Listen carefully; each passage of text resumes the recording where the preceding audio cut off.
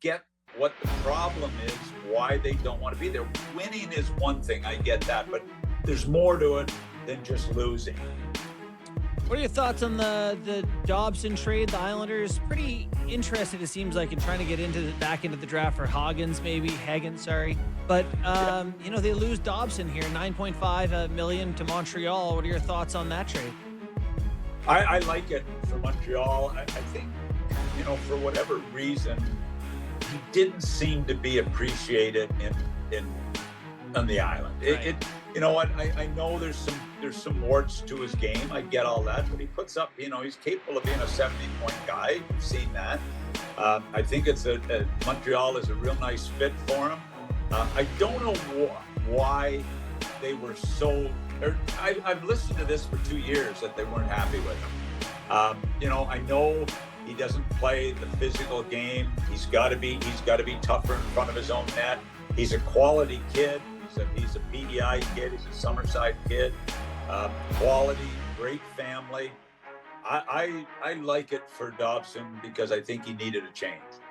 It costs Montreal Heineman and 2 first-rounders, Mac, and the 2 first-rounders are significant, but there is a sense that there's a drop-off at maybe 10 or 11 when it comes to teams clamoring, I think, to get into that top 10. And at 16 and 17, as a general manager, how difficult would it be to give up those picks?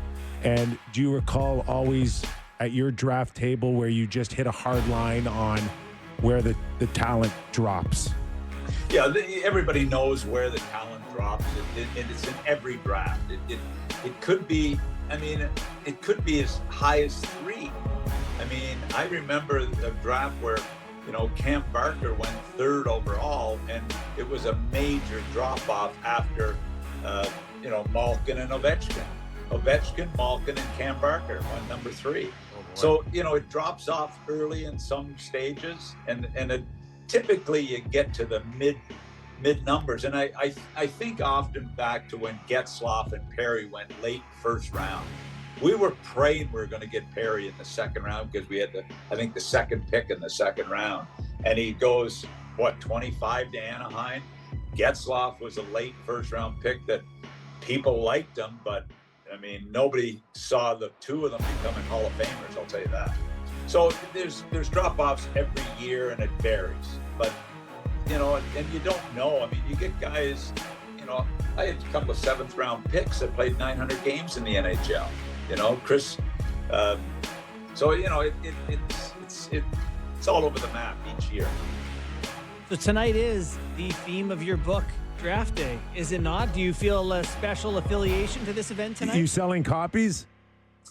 I feel so special about it that I probably won't even watch it. I'm in LA here, and I've got to tell you, it's so weird here. So sorry, are you there for something totally independent of the draft? I was speaking at a sports management conference, so I'm speaking at it. So, but it just doesn't feel like the draft. I think it was a monumental mistake. I think they regret it. Obviously, it's going to go back. We knew the GMs wanted this, and I think they're going to be disappointed. And I know they are here in LA. It just is not. The energy that typically is around the draft is not here.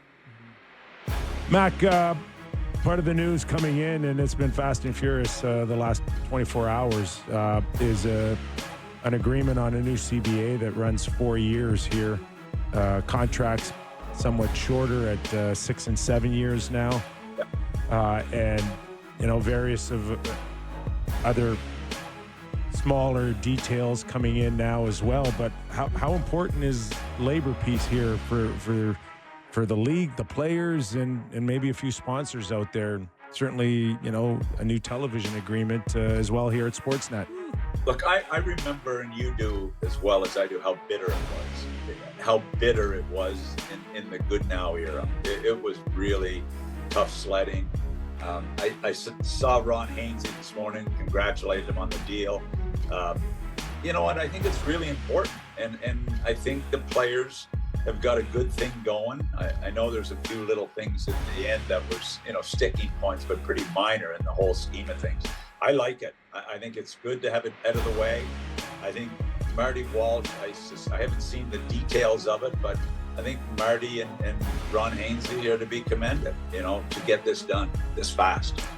It is crazy. It feels like everything has been pretty amicable since Walsh has come in. And I'm impressed at the speed that they're getting this done, that they just kind of wrapped it up. 84 games and a playoff cap stand out to me, Doug. These seem like two different things. Playoff cap we totally needed. 84 games, Seriously. Is that painful or what? I mean... we've said if there were 70 games, the quality would probably be better. We've been calling for a shorter schedule. Yes, I know. Like, where did this come from? I mean, obviously teams need some more revenue, but I mean, your season ticket holders are getting hammered now. I mean, imagine a couple more games in there. Like, seriously. You know what's crazy, too, is they said if you have 100 games, Doug, maximum 2 preseason games. Like, I don't know about you guys, but that's not a lot of hockey to be, like, launch into the season. I'm sure the feedback was no problem, give it to them. Yeah. Players. The thing with the exhibition games, I mean, remember, Nick, I mean, the players used to fight not to have to play in them. That's true. Yeah. We had the 10-player rule where you had to dress 10 vets, and you get your vets to play at home, and you take a skeleton crew on the road. It was painful to go through it.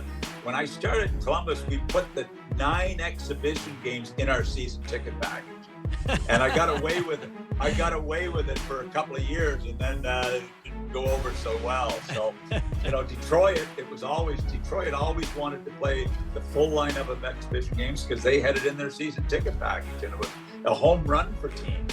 Not so much anymore.